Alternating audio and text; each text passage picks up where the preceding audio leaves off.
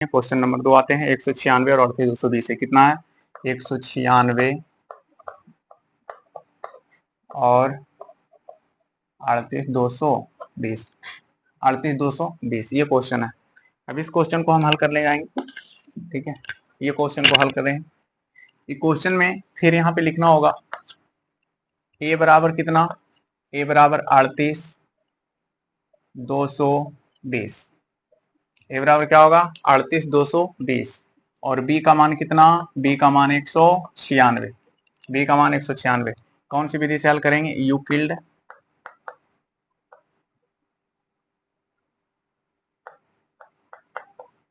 Euclid विभाजन algorithm, Euclid विभाजन algorithm से। किससे हल करेंगे? यूक्लिड विभाजन एल्गोरिथम से। इसका सूत्र क्या होता है? तो a बराबर बी क्यू प्लस आर। अब यहाँ पे a के स्थान पे है कितना? a के स्थान पे है 38,220 बराबर b के स्थान पे कितना है? तो b के स्थान पे है 196। अब यहाँ से क्या करेंगे, थोड़ा सा यहाँ पे साइड में हल कर लेते हैं इसको ताकि पता चले। तो यहाँ पे साइड में हल कर लेते हैं। 38,220 में भागा लगाना है 196 से, तो इससे भागा लगाते हैं। पहला लगेगा एक बार में, तो हो जाएगा 196।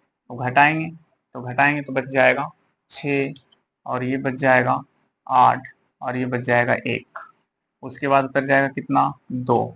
अब लगा देंगे कितना से, 9, 9 8 17, 9 बार में कितने से लग जाएगा, 9 से। 9 से जब लगाएंगे तो हो जाएगा 9 छक्के 54 के 4, बाकी 5 और 9 9 81 और 5 86 के 6, बाकी 8, 9 8 कितना, 17। अब इसको जब घटाते हैं तो बचेगा 8 और ये बच जाएगा 15 में से 6 गया 9 और ये 0, ये भी 0 और यहाँ पे एक अंक और आ जाएगा 0। अब यहाँ से लगा देंगे कितने बार में, 5 बार में। 5 बार में जब लगाते हैं तो हो जाएगा 0, 45 3 48 और यहाँ पे 5 और 4 कितना, 9। अब ये भी 0 0 0, आर का मान क्या हो गया, 0। जब आर का मान 0 आ जाए तो वहां से वैल्यू निकल जाएगा। तो चलते हैं, यहाँ पे क्वेश्चन है। पहले जब हम ए से भागा लगाएं, बी से भागा लगाएं ए में, तो क्यू का मान कितना आ गया, क्यू का मान आ गया 195। तो क्या हम गुना में 195 लिख सकते हैं, 195। अब 195 जब लिखें तो आर का वैल्यू कितना हो गया, आर का वैल्यू हो गया 0। आर का वैल्यू कितना हो गया, 0। आर का वैल्यू कितना है, 0। तो आर के स्थान पे 0 रख दिए। और जब भी कंडीशन आर बराबर 0 हो जाए तो उसका वैल्यूबल हम लोग HCF निकाल लेते हैं, ठीक है। तो आते हैं यहाँ पे, यहाँ का क्या हो गया, HCF 0, यानी इसका वैल्यू कितना हो गया HCF का, 196। तो यहाँ पे बोल सकते हैं अतः HCF बराबर हो गया 195 नहीं 196, कितना हो गया, 196, ठीक है। तो आपको आशा करते हैं कि समझ अच्छी तरह से आ गया होगा, ठीक है। अब क्वेश्चन आगे की ओर बढ़ते हैं। अगला क्वेश्चन है 867 और 255। 867 और 255, 867 और 255। चलिए क्वेश्चन नंबर तीसरा हल करने जा रहे हैं। तीसरा नंबर क्वेश्चन, जैसे हमने 2 किए थे उसी प्रकार तीसरा कर रहे हैं। क्वेश्चन नंबर ये तीसरा है जो यहाँ हल करने जा रहे हैं। हमने पहले बता चुके हैं कि यूक्लिड विभाजन एल्गोरिथम बोले या यूक्लिड विभाजन प्रमेय का बोले। तो आते हैं क्वेश्चन नंबर 3 को सोल्व करने जा रहे हैं। Question number 3। अब क्वेश्चन 3 क्या कहता है कि इसको यूक्लिड विभाजन, यानी ए बराबर कितना है, तो ए बराबर है गया 867 और बी का मान कितना है 255।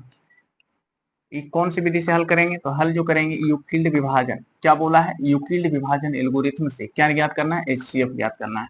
लिखेंगे यूक्लिड विभाजन, यूक्लिड विभाजन एल्गोरिथम, यूक्लिड विभाजन एल्गोरिथम से। अब यहाँ से इसका एक फार्मूला होता है, यूक्लिड विभाजन एल्गोरिथम का एक फार्मूला होता है, उसका नाम है A बराबर बी क्यू प्लस आर, जहां बोल सकते हैं कि 0 से बड़ा या बराबर R होगा या R से बड़ा B होगा, ठीक है। अब आते हैं A के स्थान पे, अब ए के स्थान पे है कितना, तो ए के स्थान पे हमने देखें कि 867 है, तो यहाँ पे हम रख देंगे 867। ए के स्थान पे कितना हो गया 867, ए के स्थान पे 867। उसके बाद बी के स्थान पे है 255, तो 255, अब 255 उसके बाद गुना। अब यहाँ थोड़ा सा साइड से हल कर लेते हैं, 255 से भागा लगाना है 867 में। पहली बार लगाना है 3 से लगा देंगे तो 5 तिया 15 के 5, बाकी 1, 5 तिया 15 1, 16 के 6, बाकी 1 और 3 दूना 6 और 1 7, तो ये बच जाएगा 2, ये 0, ये 102, यानी यहाँ भी 0 0 0 सब ठीक है। आर का वैल्यू कितना हो गया 0। जब आर का वैल्यू 0 आ जाए तो हमारा एचसीएफ क्या हो जाएगा, निकल जाएगा। तो आते हैं क्वेश्चन पे। अब यहाँ पे ए का वैल्यू हमने रख दिया, बी का वैल्यू रख दिया, क्यू का वैल्यू कितना है, तो क्यू का वैल्यू है 3, तो यहाँ पे रख देंगे 3 प्लस आर के स्थान पे कितना है 102, तो रख देंगे 102। फिर वही कंडीशन, कंडीशन क्या हमने क्या बताए थे कि जो संख्या बी है वो संख्या ए में परिवर्तन होता है और जो संख्या आर है वो बी में परिवर्तन होता है, ये हमेशा परिवर्तन होगा। अब देखते हैं, ये जो संख्या है वो इसके स्थान पे आ जाएगा और ये जो संख्या है वो इसके स्थान पे आ जाएगा, ठीक है। तो यहाँ पे क्या हो जाएगा 255 बराबर, यहाँ पे कितना हो जाएगा 102। अब 102 को कितना बार पढ़े हैं, तो 102 को हम 2 बार पढ़े हैं। कितने बार पढ़े हैं 2 बार, और 2 बार पढ़े तो शेष कितना बच गया, शेष बच गया 51। कितना बच गया 51। फिर कंडीशन वही, फिर बार क्या करेंगे, इसको इसके स्थान पे आएगा और ये वाला इसके स्थान पे चला जाएगा। तो यहाँ पे फिर से लिखेंगे 102 और 102 और यहाँ पे कितना आ जाएगा 51, और 51 को कितना बार पढ़े हैं, तो 51 को पढ़ दिए हैं 2 बार। कितने बार 2 बार, तो शेष कितना बच गया 0। और जब भी शेष 0 हो तो एचसीएफ हम लोग का कितना हो गया 51। कितना हो गया 51। तो बोल सकते हैं कि अतः एचसीएफ बराबर 51 है। कितना है 51, ठीक है। तो आशा करते हैं आप लोगों को ये क्वेश्चन 1 नंबर का तीनों क्वेश्चन अच्छी तरह से समझ आ गया होगा।